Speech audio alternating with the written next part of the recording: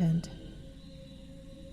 On the 23rd of February 1968, the body of a 25-year-old auxiliary nurse by the name of Patricia Docker was found in the doorway of a locked garage.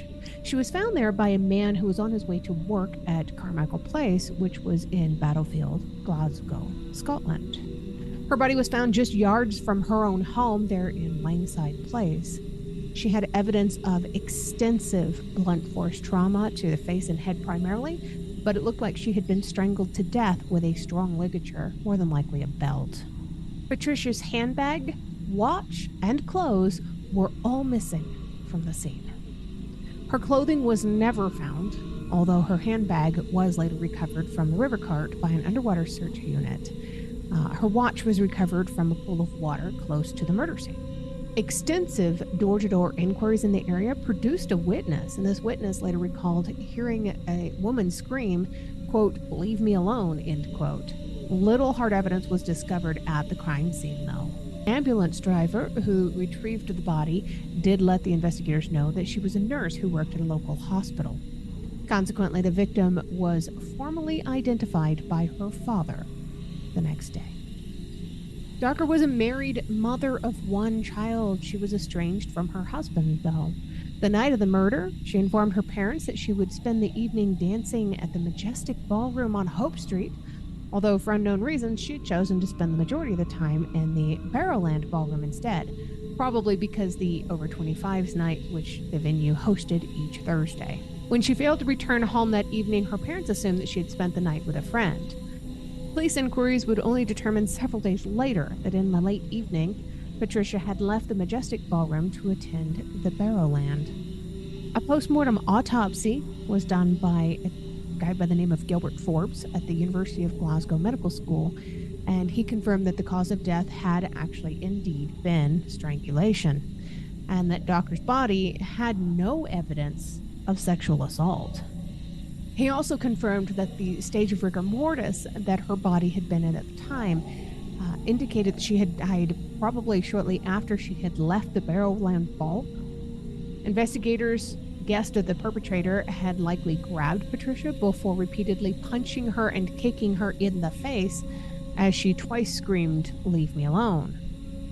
Apparently, then they had proceeded to strangle Patricia to death and left her naked body with nothing but one shoe nearby, close to the doorway of this locked garage.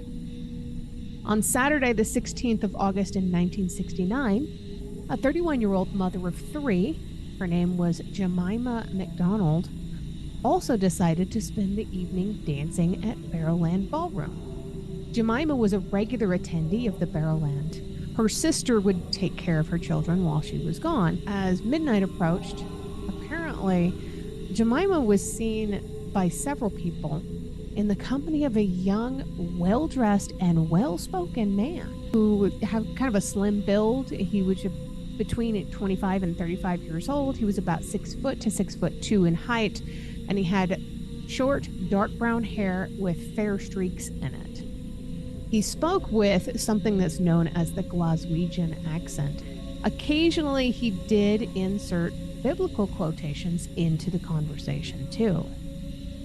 So Jemima had been seen leaving the Barrowland shortly after midnight on the 17th of August in the company of this individual that was just described. And she was last seen walking in the direction of her home at approximately 12:40 in the morning. O'Brien became concerned when her sister didn't make it home. Later the same day, she began hearing local rumors that young children had been seen leaving a derelict building on McKeith Street and discussing a body on the premises. By Monday morning, her sister was so concerned that she herself walked to the old building. Margaret found her own sister's body laying face down, with her shoes and stockings laying beside her. An autopsy revealed that Jemima had been raped and extensively beaten, particularly right around the face, before she'd been strangled to death with one of her own stockings. Her murder had happened about 30 hours before her body had been discovered. Unlike Patricia, the body of Jemima was fully clothed, although her underclothing had been torn, and like Patricia, she had been menstruating at the time of her death. Police looked into Jemima's involvements the night of her murder, and they did produce several witnesses who were able to accurately describe that man, that slim 6 foot to 6'2" man who was seen in her company at Barrowland. They again did door-to-door inquiries around that area, and they produced a woman who remembered hearing female screams the evening of her murder, although the individual could not recall the precise time or what was said. So the police considered this information of very little use to their inquiry. Although the city of Glasgow did note that several striking similarities between Patricia and Jemima, including that both women had gone to the Barrowland ballroom the evening of the murder, been beaten before being strangled to death with a ligature, and were menstruating and had their handbags taken from the crime scene, and. Initially, both murders were not considered to be the work of the same perpetrator. Despite extensive public appeals, the investigation into the murder of Docker had quickly become a cold case. Police had little information, which owed to both the lack of witnesses and the lack of hard evidence. The investigation had also been separately hindered by investigators not discovering until 3 days after the death of Patricia that she had attended the Barrowland on the evening of her murder. 18 months later, following discovery of Jemima, police became aware of the remarkable similarities to the murder of Patricia. Although the police did not conclusively link both murders to the same perpetrator yet, they could not completely discount the theory either. So police were certain that the perpetrators held a high degree of local geographical knowledge. This was probably a local. However, they may have been a stranger to the district, as none of the eyewitnesses with whom investigators conversed directly knew the man or men seen in the company of either woman prior to the murder. For the first time in a Scottish murder hunt, a composite drawing of the man with whom MacDonald had been seen was given to the press. It was widely distributed through both newspapers and television throughout Scotland in efforts to identify this suspect. Police surveillance at the Barrowland Ballroom would be terminated in late October of 1969 because of the initiative failing to produce any kind of suspects at all. Detectives were also blamed by proprietors for a sharp decrease in attendance figures. On October 31st of 1969, so Halloween that same year, a man walking his dog discovered the body of a 29-year-old woman by the name of Helen Hutlock behind a tenement in the Scotstoun district of Glasgow. Her body was found beside a drain pipe in the back garden of her Earl Street flat. She had apparently been stripped completely naked, extensively beaten around the face before being raped, then strangled to death with one of her own stockings. The contents of her handbag had been scattered close to her body, although the handbag itself was missing from the scene. Grass and weed stains upon the soles of her feet and shoes indicated that she had engaged in a ferocious struggle and fought for her life before she died. She had evidently at one point attempted to scale a nearby railway embankment, and her body had a deep bite mark on her upper thigh. As had been the case with the two previous victims, Helen had been menstruating at the time of her murder. Her killer had placed her sanitary towel beneath her left arm.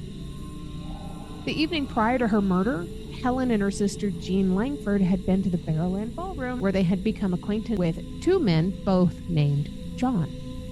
One of these individuals had said that he worked as a slater and resided in Castlemilk, while the other individual had been a well-spoken man who did not disclose where he actually lived. After being in the company of these two men for more than an hour, all four of them left the Barrowland to head home. The man named John, who had been Jean's dance partner, walked to George Square to board a bus, while Helen, Jean, and the man who had been Helen's dance partner hailed a cab. The three of them set off from Glasgow Cross, making a 20-minute westward journey towards Jean's Knightswood home. During their conversation in the cab, the most crucial information regarding this killer's psychological profile was revealed.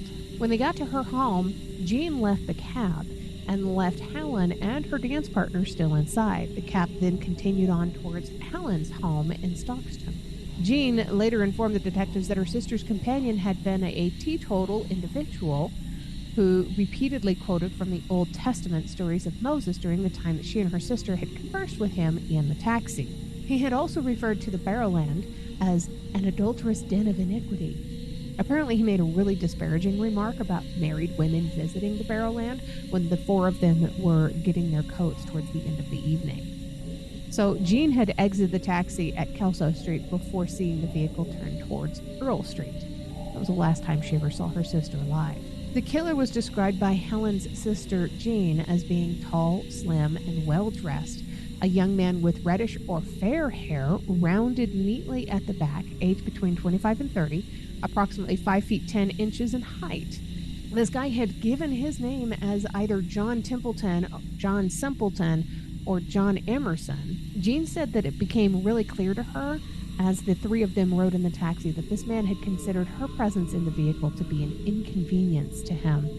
Jean told detectives that the man accompanying her sister Helen had been a slim, tall individual who'd been dressed in a well-cut brown Reed & Taylor brand suit and who smoked embassy cigarettes. She also recalled his mentioning that he had been familiar with several drinking premises of the Yorker district of Glasgow and that he had, at one stage, worked in a laboratory. She was able to describe the distinct facial features of this man, such as the overlapping front teeth. The last possible sighting of the suspect was made by the driver and conductor on a night service bus. They did note that there was a young man matching the description who had gotten on a bus at the junction of Dumbarton Road and Gray Street at around 2 a.m. He was in a disheveled state, apparently, with mud stains on his jacket and bright red marks on his cheek just beneath one eye. Both of these witnesses also recalled him tucking his short cuff of his sleeve into his jacket repeatedly. And kind of an interesting side note here, a man's cufflink had been found alongside the body of Helen. This guy was last seen walking toward the public ferry to cross the River Clyde to the south side of the city. So Helen's murder had a lot of similarities to the other two murders, right? There was more suspicions now that all three murders had been committed by the same person because of this. Each of the victims had been the mother of at least one child and had met her murderer at the Barrowland Ballroom. The handbag of every single one of these women was missing. Each one had been strangled to death, and at least two of the women had been raped prior to their murders.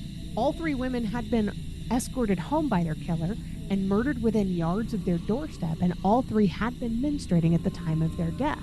Each one had a sanitary towel or a tampon placed on or beneath their bodies. It led to speculation that the women had been murdered for the refusal to engage in intercourse with their murderer because they were on their period. Her sister saw the earlier image created after the murder of Jemima and believed it was a really close likeness. Because the suspect's hair had been unfashionably short for the era, over 450 hairdressers in the area around Glasgow were shown the updated drawing of the suspect, and all dentists in the area around the city were asked to examine the records to determine whether they held records for a male patient with overlapping incisors and a missing tooth in the upper right jaw. In June of 1970, police employed the PhotoFit system in an attempt to produce a better likeness of the suspect. This was the first instance this method of identifying a murder suspect was ever utilized in the country of Scotland. More than 100 detectives were assigned to work this full-time case, and 50,000 witness statements would be taken in subsequent door-to-door inquiries.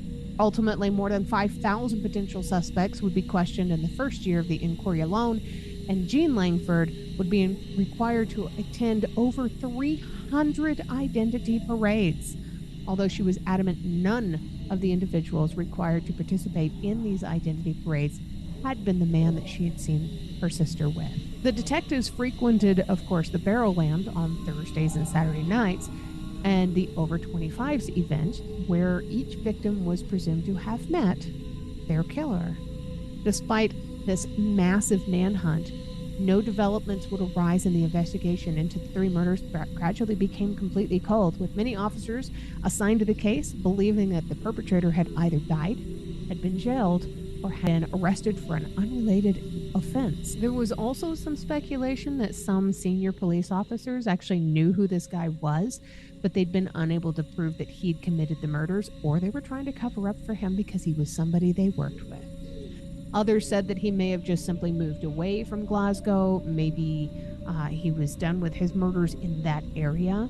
And if their idea was true that he had moved away, they wanted to make sure they covered their bases there too. So they sent multiple copies of the composite drawing to everyone in the British Army, the Navy, the Air Force, all of these bases in the United Kingdom, in Europe, and as far as the Middle and Far East. And still, their line of inquiry failed to produce any significant leads. To this day, nobody knows who Bible John actually was. No other murder victims killed in Scotland or elsewhere anywhere in the United Kingdom have ever been conclusively attributed to Bible John. And the manhunt for this guy was one of the most extensive manhunts in Scottish criminal history. The murders of the three women remain unsolved even today, although the case remains open, with many investigators remaining certain that the perpetrators of these crimes were highly likely to have been shielded by one or more individuals they had known. They had friends in high places. Jean had given police the description used for the second composite drawings created for the suspect, and that continues to remain the most significant clue as the perpetrator's physical appearance. There was a 1991 comic book series by Grant Morrison based on the Bible John killings called Bible John, a Forensic Meditation, and there are several books out there written about Bible John. John Carrick, a comic book character owned by Marvel Comics, does also go by the name of Bible John. Don't forget to like and subscribe so you can catch more episodes coming up soon. All had been mystery. Yeah.